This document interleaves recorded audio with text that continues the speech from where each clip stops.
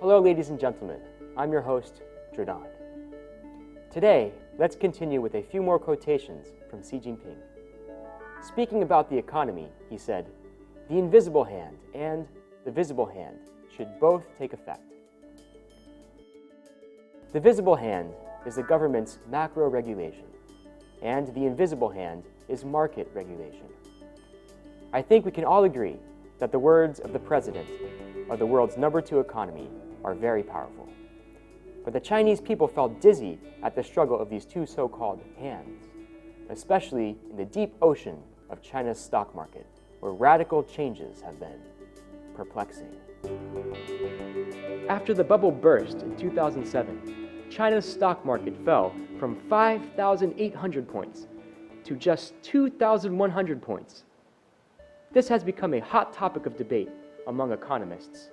Just why does China's economy advance so rapidly while its stock market, the economic barometer, can be so unstable and volatile?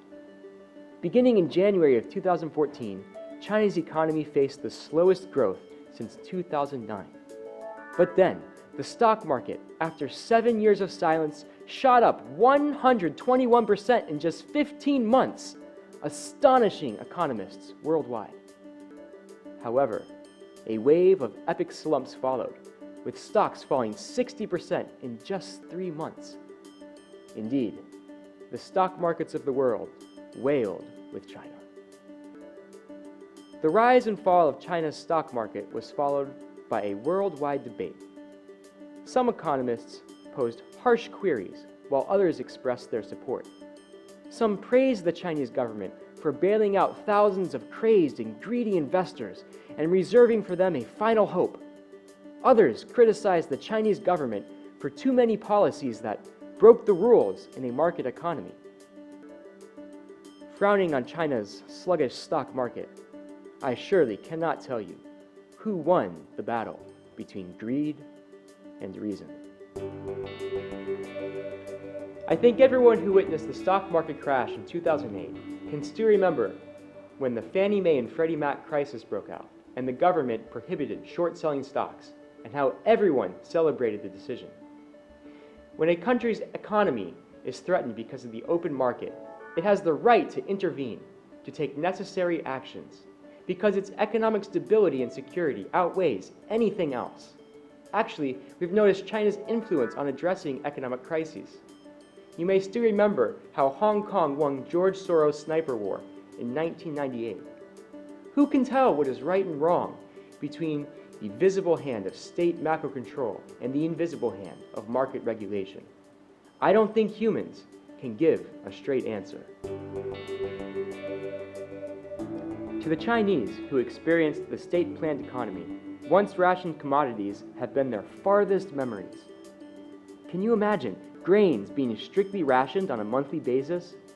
It was hard to gain weight in those years, between the 1950s and the 1970s. Cooking oil, flour, and bicycles were all bought only with ration tickets. Imagine several 100 million people of a single country all maintaining the same standard of living. Nonetheless, was it the right economic model for the impoverished China of those years? Now, after witnessing GDP growth of 7% for 27 years, the Chinese government has utilized the combined effect of both hands. Is this strategy most suitable for today's China? It might be the answer both economists and historians need to know. Xi Jinping proposed to apply both hands effectively when China's economic growth slowed for the first time in almost 30 years, and the world was discussing, will China make it? Factors included overproduction, overinvestment, the real estate bubble, the stock market bubble, shrinking exports, and the population crisis. According to many economists, China's economy would soon be crippled.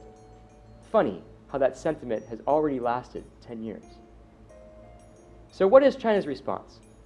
China is taking both static and dynamic measures, just like doing Tai Chi or Chinese shadowboxing.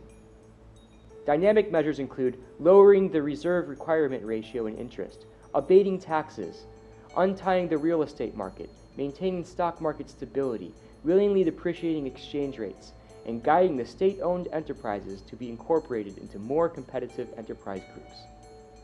Static measures include advocating the bottom lines to avoid issuing excessive amounts of currency, stimulating the economy on a large scale, refraining from pursuing seamless, satisfactory economic data, and assessing public officials with GDP as the sole standard.